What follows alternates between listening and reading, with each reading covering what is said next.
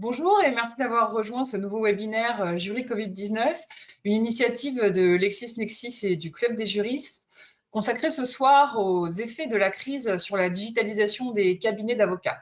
Pour en débattre, nous recevons Louis Degos. Bonsoir. Bonsoir. Bonsoir. Bonsoir. Vous êtes managing partner Kyle Gate, président de la commission prospective du Conseil national des barreaux et directeur de la revue pratique de la prospective et de l'innovation, éditée par LexisNexis et actuellement en accès libre sur notre site internet.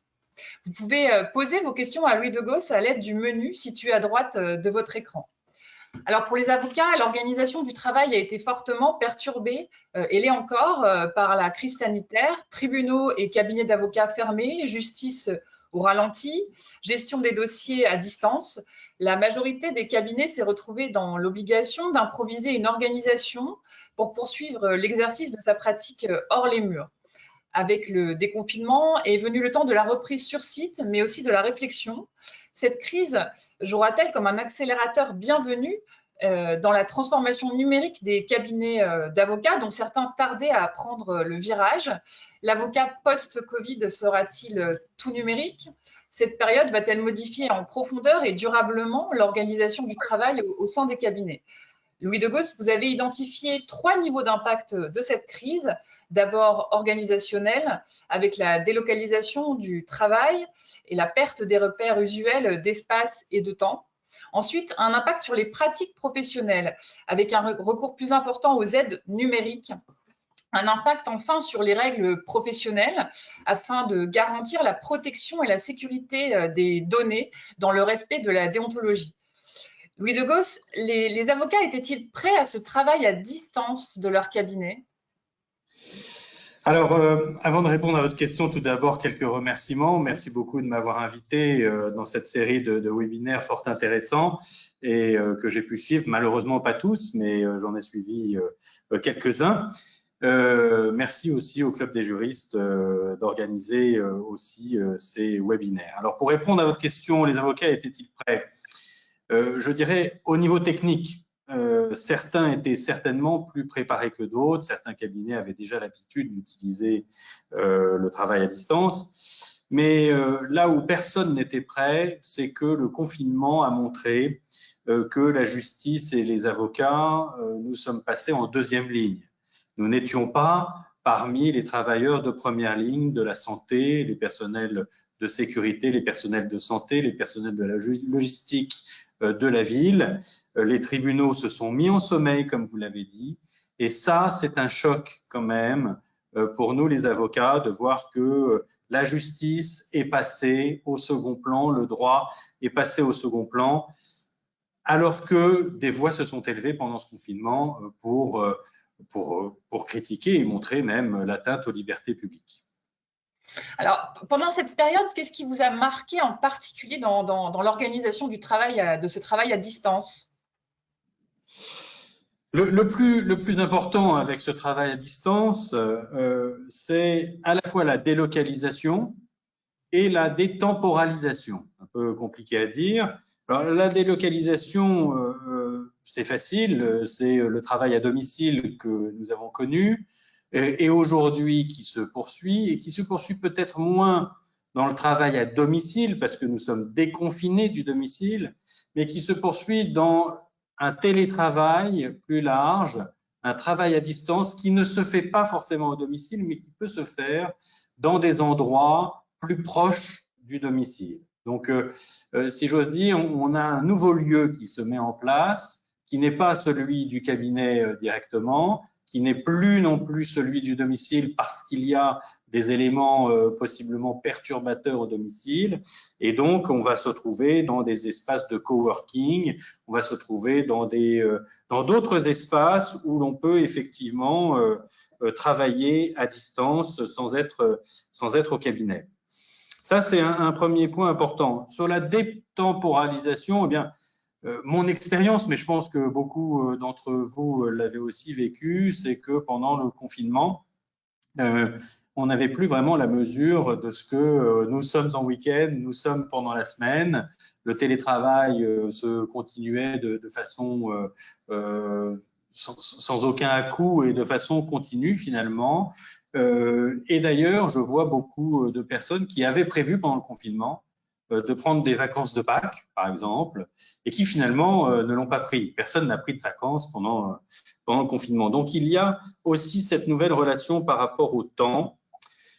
Je vois aussi dans l'organisation du travail à distance les nouveaux réseaux qui se sont créés, des réseaux internes au sein des cabinets de solidarité où tout le monde a fait aussi d'autres activités que celles qu'ils font habituellement. Il a fallu quand même se débrouiller et répondre aux clients parfois de façon très rapide et très informelle aussi. Donc, le réseau externe aussi s'est débrouillé, si j'ose dire, un peu autrement.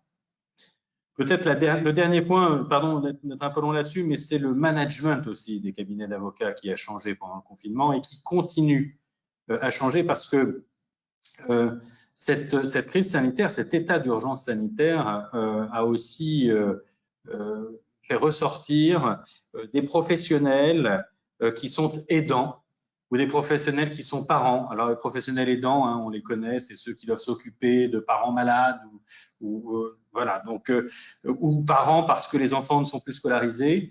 Et donc, les agendas s'entrechoquent et continuent de s'entrechoquer entre des avocats, des collaborateurs ou des salariés de cabinet qui sont personnes à risque ou sont avec des personnes à risque ou sont avec des enfants et donc ont besoin aussi de continuer à la fois le télétravail ou à la fois d'avoir des agendas qui sont effectivement eh bien, à essayer d'harmoniser. Alors, pendant cette période, comment ont travaillé les avocats? Des outils numériques ont-ils été déployés par les avocats et pour eux? Peut-on parler d'un bond en avant numérique pendant cette période? Alors, bon en avant, oui, certainement, parce que, encore une fois, de nombreux avocats n'étaient pas encore convaincus par le télétravail, par le travail à distance. Et nombreux étions-nous, moi aussi, même si dans mon organisation et dans mon cabinet, j'avais l'habitude d'avoir certains collaborateurs en télétravail. Ce n'était pas forcément le cas pour le secrétariat, pour les services support qui ont été en télétravail. Donc, oui, les webinaires comme celui-ci, mais tous les meetings délocalisés, toutes les réunions ou les téléréunions qui se sont faites aussi bien d'un point de vue franco-français, mais y compris aussi à l'international, ont montré toute une facilité technologique pour tenir et pour rassembler ces réunions d'horizons divers.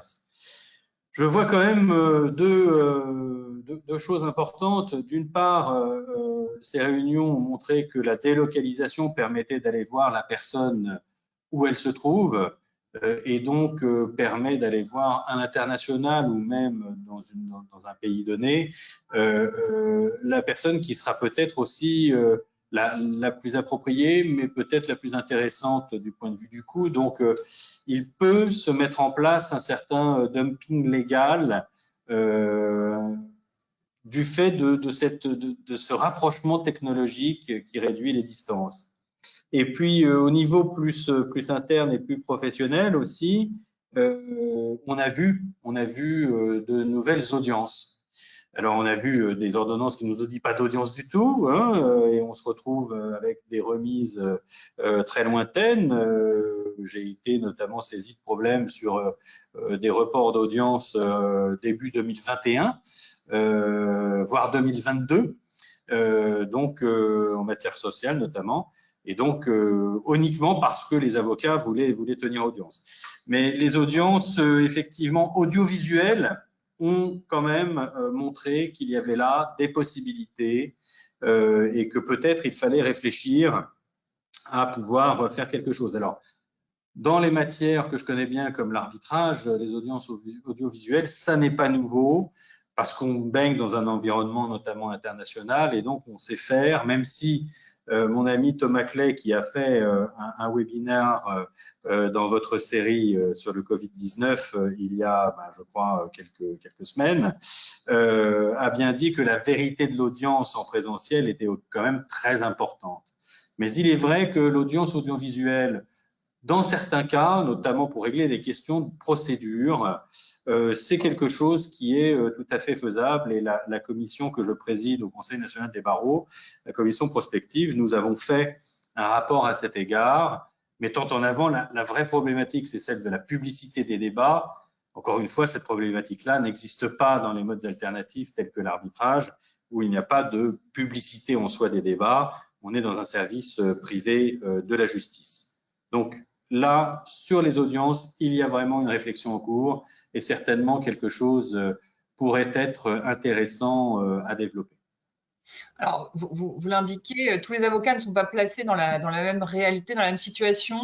Que faut-il conserver, que faudra-t-il conserver, à votre avis, de cette organisation du travail? Et quelles sont les tendances durables? Quels sont les aspects plus difficiles à gérer? Alors, pour cette organisation du travail, ce qui a été quand même constaté la plupart du temps et par tous, et notamment maintenant en période de déconfinement, ça a été, vous l'avez dit en introduction, la perte de repères. Pour beaucoup d'équipes, et notamment chez les salariés aussi. Et donc, il était important, et beaucoup l'ont fait, de tenir des réunions de façon fréquente via des plateformes comme celles que nous utilisons là aujourd'hui, afin de essayer de regrouper finalement l'éparpillement du groupe et surtout le phénomène d'isolement numérique, où chacun s'est trouvé finalement seul derrière l'écran, et plus vraiment dans le sens, et le besoin de sens, on le sait, dans le monde du travail est particulièrement important aujourd'hui, n'a plus trouvé forcément de sens de l'entreprise, le sens de l'équipe, en se retrouvant de façon seule finalement délocalisé derrière son écran. Et donc, le phénomène de relocalisation, assez paradoxalement, est venu se mettre en place. Et aujourd'hui, on voit bien dans le déconfinement, eh bien, certaines personnes qui ont besoin de revenir au cabinet, avec toutes les précautions nécessaires, ou qui ont besoin d'aller dans un espace de coworking, un espace où il y a d'autres personnes pour ne plus se sentir isolé, en fait, et seul derrière son écran.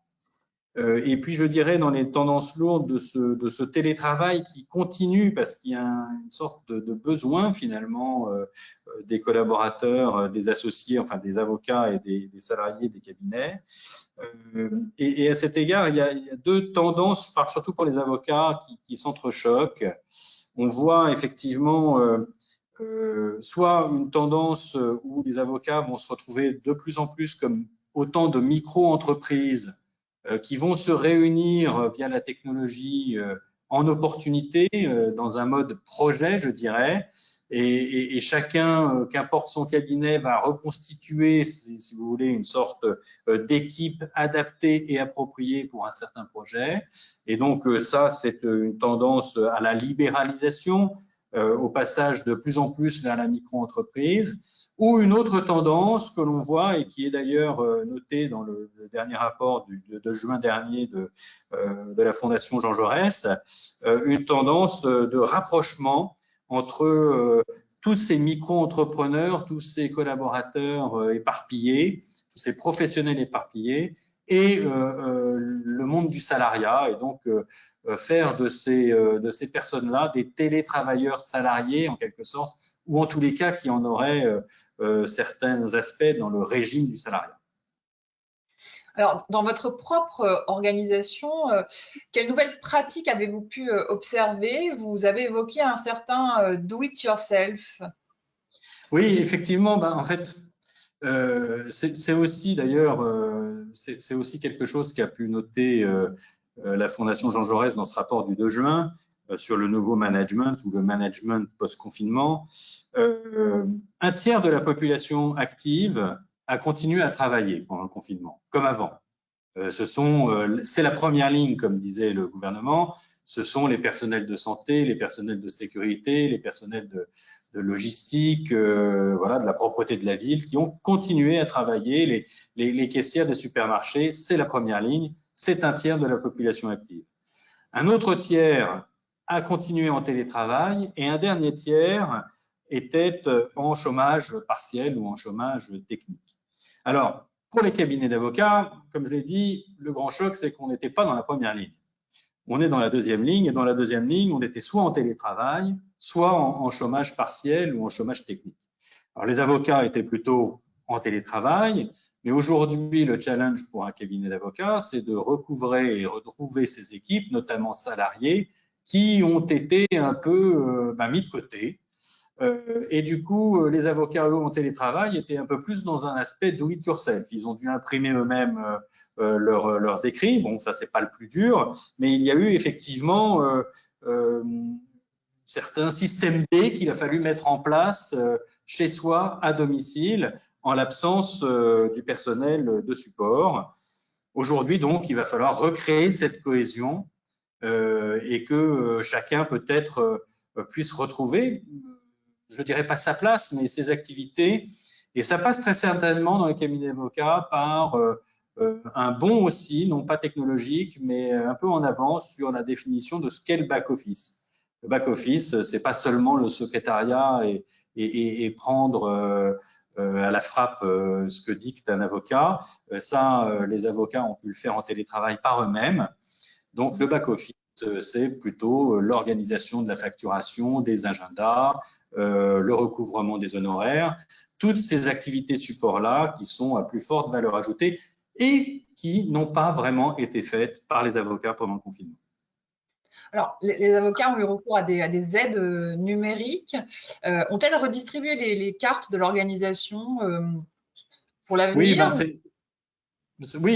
c'est un petit peu ce qu'on vient de dire là, c'est-à-dire que les aides numériques ont à la fois raccourci les distances, donc on pouvait être présent à des audiences sans y être, et notamment mon expérience à moi, c'est que ça a pu fonctionner assez bien dans les tribunaux de commerce, en tous les cas, je parle du tribunal de commerce de Paris, où ça a assez bien fonctionné, notamment pour des audiences de procédure. Donc effectivement, là pour le coup, il y a eu un impact, une redistribution des cartes, comme vous dites, dans le sens où le mandataire au commerce, le confrère qui fait les audiences d'habitude, s'est trouvé un peu plus chanté par le fait qu'on pouvait y aller nous-mêmes via la technologie. Donc il y a une certaine ubérisation là, dans le sens où effectivement les aides numériques ont supprimé certains intermédiaires. De même, pour être tout à fait pratico-pratique, pendant le confinement, la Poste n'a pas fonctionné. Donc, tout le monde s'est débrouillé avec d'autres moyens que la Poste.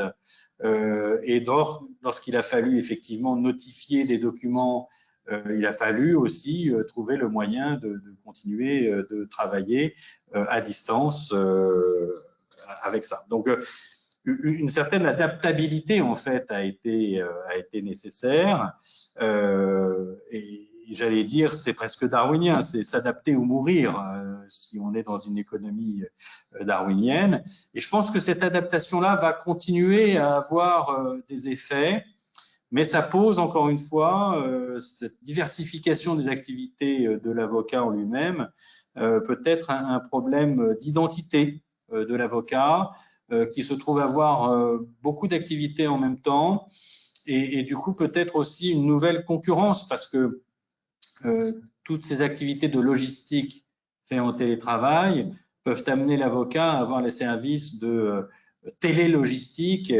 et on a beaucoup parlé des legal tech, mais on voit arriver, et on a vu arriver pendant la période de confinement, des paralegal tech pour ces services. Alors, l'avocat s'est adapté, hein, vous l'avez souligné. Il doit aujourd'hui retrouver son identité. Quels sont les leviers qui vont l'aider pour retrouver cette identité? Et cette crise va-t-elle jouer comme un accélérateur vers un avocat plus numérique?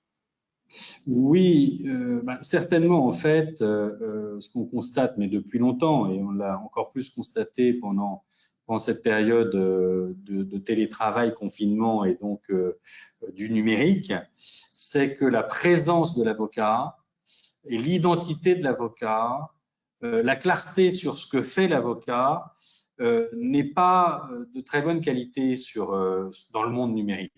Alors, Certains cabinets ont des sites Internet très bien faits, mais tous les avocats n'ont pas de site Internet. Et puis, même avec le site Internet, il faut recoller ça avec des rapports très récents, d'ailleurs, de la commission que j'ai l'honneur de présider. Ça n'est pas suffisant. Il y a tout un aspect de notation au sein des réseaux sur Internet, des plateformes de notation, y compris d'avocats. Et d'ailleurs, c'est posé même une question pendant le confinement sur une affaire qui a fait grand bruit sur les réseaux sociaux d'une plateforme qui notait les avocats. Donc, c'est dire comme on est dans le plein dans l'actualité. Effectivement, il y a un certain flou sur l'image et l'activité de l'avocat. Il faut être plus clair, il faut réduire ce qu'on appelle l'asymétrie d'information entre le professionnel avocat et son client, surtout si son client est un particulier et n'est pas une grande direction juridique très sophistiquée. Bref, il faut être plus clair sur l'image de l'avocat et son activité dans le monde du numérique.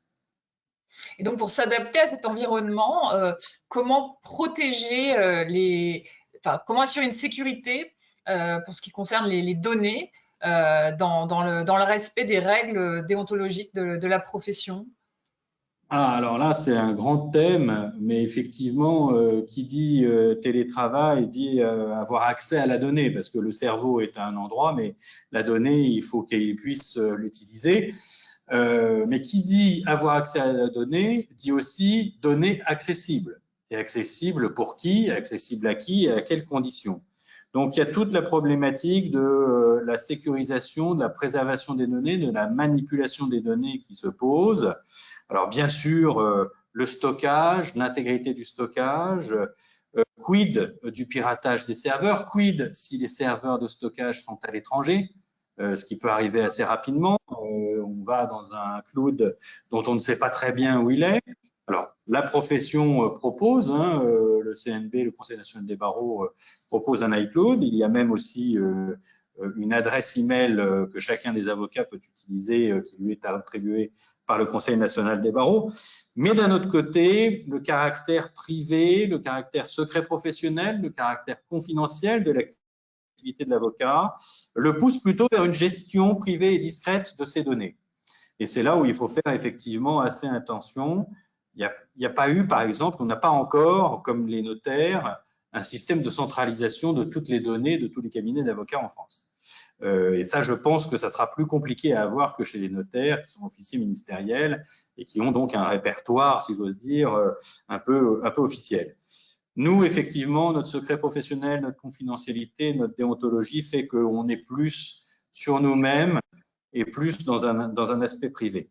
Ceci étant, est-ce qu'on peut effectivement utiliser toutes les correspondances avec les clients? On a vu pendant le confinement aussi l'affaire Zoom, ouvrons les données. Tout le monde a quand même utilisé cette application ou ce type d'application sans être toujours sûr de la sécurité et de l'intégrité des données. Nous avons, nous, des exigences de secret professionnel, de confidentialité, qui font que, là aussi, eh bien, ça peut coincer un peu et s'entrechoquer. Donc, on découvre en même temps ces plateformes, mais il y aura certainement des évolutions et des contrôles à faire pour s'assurer qu'on respecte bien la protection à la fois de nos données, de nos clients et donc notre secret professionnel. Dans ce que vous nous expliquez, ces outils de visioconférence n'apporteraient pas une sécurisation suffisante pour les avocats, mais ils s'en sont servis tout de même pendant cette période. Oui, alors après, effectivement, il faut que le pirate le veuille vraiment pour aller chercher la donnée là où elle se trouve. Effectivement, il y a peut-être eu certains risques qui ont été faits en utilisant des plateformes. En public, dites grand public. Mon expérience personnelle, c'est que mon cabinet a une plateforme très sécurisée. Je ne vais pas faire de publicité, mais qui fonctionne de façon beaucoup moins fluide qu'une plateforme telle que Zoom, par exemple. Là, je ne fais pas de publicité non plus, mais bon. Et donc, si j'ose dire, la tentation était d'aller utiliser des plateformes non sécurisées parce que plus faciles pour tout le monde. et même avoir des fonctionnalités un peu plus glamour, on va dire, plutôt qu'une plateforme sécurisée, mais qui n'apportait pas toujours le même confort d'utilisation. Louis Degos, merci. Nous allons passer, si vous le voulez bien, aux questions des auditeurs. Avant cela, j'en profite pour rappeler que la revue pratique de la prospective et de l'innovation que vous avez créée en 2016 est accessible. Donc, le dernier numéro est accessible en ligne à titre exceptionnel, un accès libre sur nos sites. Spécial confinement. Voilà. Donc, merci au CNB et merci à LexisNexis de permettre cet accès gratuit à cette revue de grande qualité que vous avez créée donc, il y a bientôt 4 ans. Alors, les auditeurs, passons aux questions des auditeurs. Il y a une question relative à y a-t-il un nouveau business model à inventer post-crise pour les cabinets d'avocats? Alors, oui, il y a certainement un nouveau business model à inventer. Encore une fois, moi, ce qui m'a frappé, ça a été du fait de la distanciation, mais aussi du rapprochement numérique, la création d'équipes qui venaient de plusieurs cabinets et même de professionnels venant de différentes professions qui se retrouvaient tous au milieu d'une plateforme pour traiter d'une question particulière. Donc, alors que dans la vie réelle ou la vie d'avant, si j'ose dire, c'était un peu plus compliqué de mettre tout ce monde-là dans la même salle, dans un cabinet d'avocats. Là, il y a eu cette facilité-là. Et je pense qu'effectivement, cette interpénétration des différents professionnels pour traiter d'une question, ce mode projet, comme je disais, est peut-être un nouvel aspect du business model, en tous les cas un nouveau service qui pourrait être proposé par un cabinet d'avocats. Très bien. Ensuite, une question un peu plus générale. Pensez-vous que les cabinets ne recrutent plus ou moins d'élèves d'avocats suite à l'état d'urgence sanitaire? Sans doute un élève avocat, justement. Oui. Bah, de même que, j'en ai pas parlé, mais de même que certains cabinets ont dû malheureusement réduire leur rémunération, certains associés ne se sont pas payés parce que l'état d'urgence sanitaire donne lieu à un état d'urgence économique quand même. Et donc, effectivement, ça devient plus compliqué pour les cabinets d'avocats dans cette période particulièrement incertaine d'entrer dans une démarche de recrutement.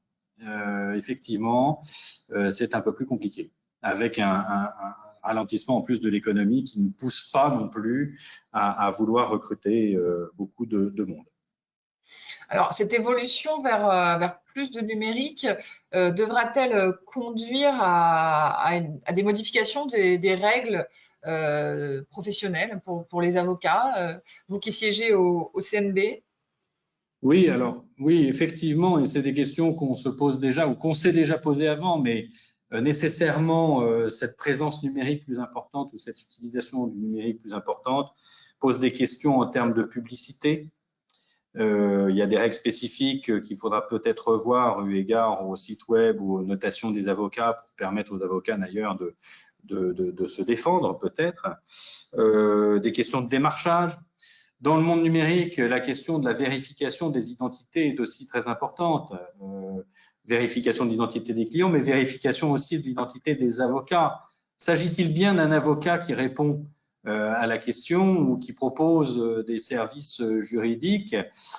Ça pose des vraies questions parce qu'il y a un certain flou, une certaine partie cachée du fait du numérique. On est juste dans l'apparence. J'ai parlé du coworking, mais le coworking n'est pas seulement physique. Comme je le disais pour le nouveau business model, c'est aussi un coworking intellectuel avec plusieurs professionnels d'horizons divers qui peuvent traiter d'un même sujet. Et donc là, se posent des questions, bien sûr, relativement à l'indépendance de l'avocat, mais aussi par rapport au secret professionnel. Et puis, ces sortes d'équipes digitales ou de cabinets digitaux posent aussi des problèmes relativement au conflit d'intérêts. Donc, il y a beaucoup de questions, effectivement, qui peuvent émerger de cette nouvelle façon de fonctionner, sans compter d'ailleurs les honoraires dans le cadre de ces regroupements de fêtes numériques. Comment traiter cette question du coût du service et de sa facturation. Il y a beaucoup de choses que nos règles déontologiques encadrent de façon très précise. J'ai terminé sur les honoraires, c'est une vraie question d'ailleurs très actuelle actuellement au CNB. Partage d'honoraires, les honoraires de présentation sont des questions qui sont accrues dans ce monde numérique où chacun est en télétravail. Vous allez faire des propositions sur ces différents sujets? Ce sont des réflexions? Oui, alors, oui, il y a des propositions, il y a des réflexions. Alors, nous ne sommes pas tous d'accord, mais la commission prospective est là pour être peut-être un peu plus avant-gardiste. Et donc, ne serait-ce que normalement à l'Assemblée générale de juillet prochain, je présenterai pour la commission numérique eh bien, l'avis et l'opinion peut-être de faciliter ou comment dirais-je, de rendre un peu plus légères les règles en matière d'honoraires d'apport d'affaires. Merci, merci Louis Degos. Nous arrivons au terme de ce webinaire. Avez-vous quelque chose à ajouter pour conclure? Ben, je vous remercie, ainsi que toutes celles et ceux qui m'ont fait l'honneur de bien vouloir nous écouter ce soir. Alors, on mesure combien il est important pour les avocats d'évaluer les forces et les faiblesses de l'organisation de leur cabinet telles qu'elles ont émergé depuis plusieurs mois. Merci pour ces éclairages précieux. Merci aux nombreux internautes qui nous ont suivis et qui vous ont écoutés. Merci pour vos questions. Nous recevrons mardi 9 juin Marc Mossé, président de l'AFJE. Il sera question de la place des juristes dans la mise en place du télétravail et la réouverture partielle. Je vous invite à retrouver le replay de nos webinaires sur notre chaîne YouTube LexisNexis France et toutes nos informations sur notre site internet. Merci Louis Degos. Merci beaucoup Florence, merci. Au revoir à tous. Au revoir.